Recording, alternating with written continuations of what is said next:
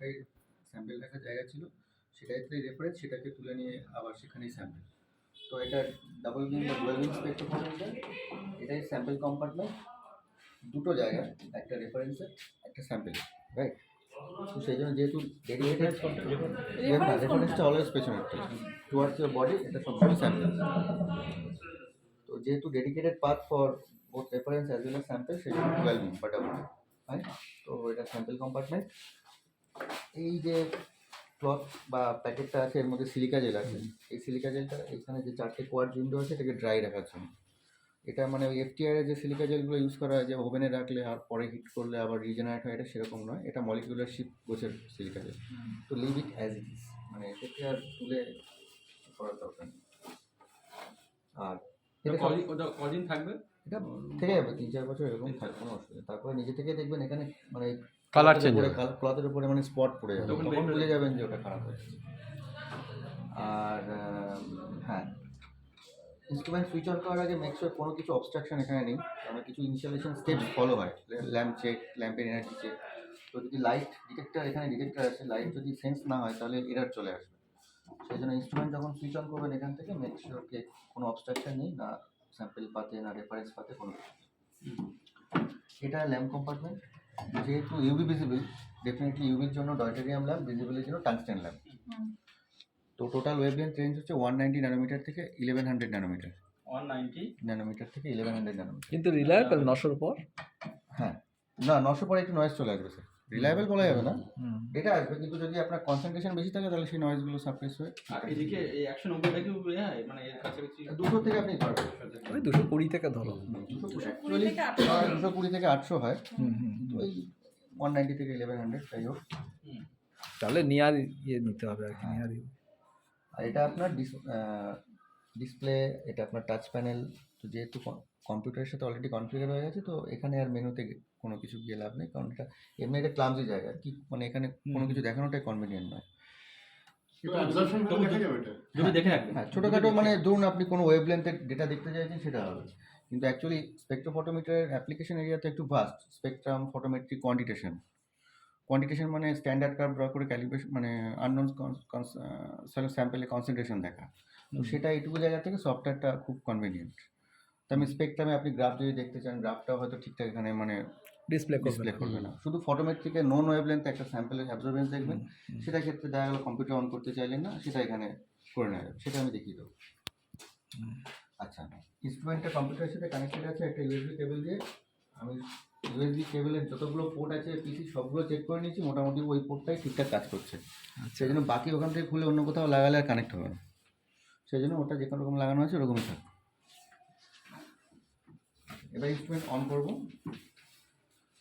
On করার আগে ধরুন একদিন সকালে আসলে যে কোনো ইনস্ট্রুমেন্টের সুইচ অন অফটা কি থাকে, একটা 0 একটা 1, রাইট। 0 মানে অফ, 1 মানে অন।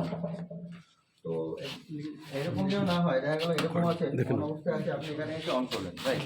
তো সাডেন একটা ইলেকট্রিক শক পেতে পারে। তো মেক শিওর এখান থেকে অন করার আগে সুইচ যেন অফ থাকে, যে কোনো ইনস্ট্রুমেন্টে, যে কোনো মানে বোর্ডের সুইচ আগে অন, তারপরে ইনস্ট্রুমেন্টের সুইচ অন। আমি এখান থেকে অন করলাম, এবার আমি অন করছি, অন হলো। আর এই ইনস্ট্রুমেন্টের আরেকটা ফিচার্স একটু বলে রাখি, সেটা হচ্ছে আপনার এই স্লিট উইথ মানে একটা উইন্ডো, যে উইন্ডো দিয়ে আপনার লাইটটা পাস করছে, সেটা কম বেশি কিছু কিছু ইনস্ট্রুমেন্টের ফিক্স থাকে, ম্যাক্সিমাম ইনস্ট্রুমেন্টের 1 ন্যানোমিটার থাকে। এই স্লিট উইথটা ভ্যারিয়েবল, 0.1, 0.2, 0.51, 1.52 এরকম বেশ কিছু স্লিট উইথ আছে। স্লিট উইথের জায়গাটা তখনই আসে মানে যদি আপনার মনে হয় স্যাম্পেল কনসেন্ট্রেশন খুব লো, তাহলে সেখানে আপনাকে হাইলাইট পাস করাতে হবে।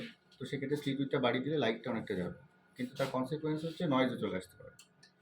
আবার যেখানে কনসেন্ট্রেশন খুব বেশি, সেখানে আমার বেশি লাইট দিলে আমার মানে পিকটা হয়তো শার্প আসছে না, একটু আসছে। তো সেক্ষেত্রে তাহলে আমি স্লিট উইথটা যদি কম করে দিই, তাহলে কনসেন্ট্রেটেড লাইটটা যাবে, সেক্ষেত্রে পিকটা শার্প হবে।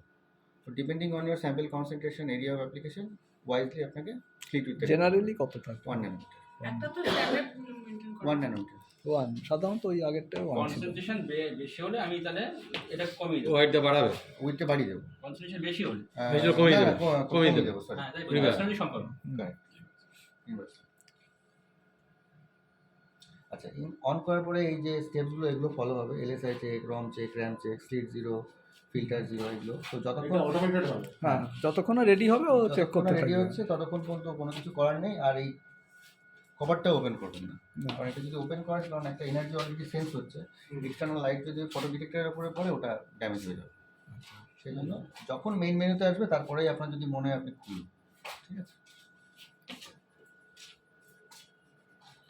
আচ্ছা, এবার একটু সফটওয়্যারের দিকে যাই।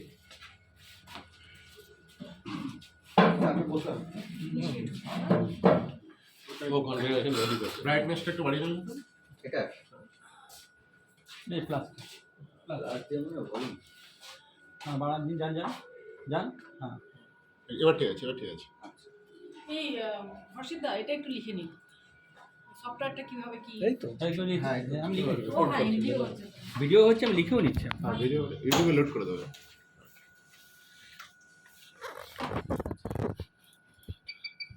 এখন টেকনিক কানেক্ট হচ্ছে কিনা আরেকবার রেডি।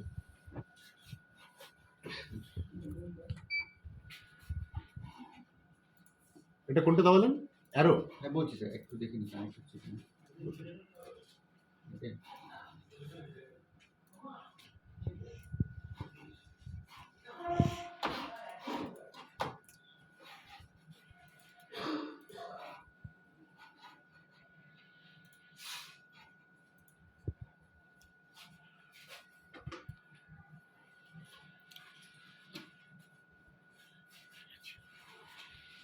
এখন আমার নিচ্ছে না।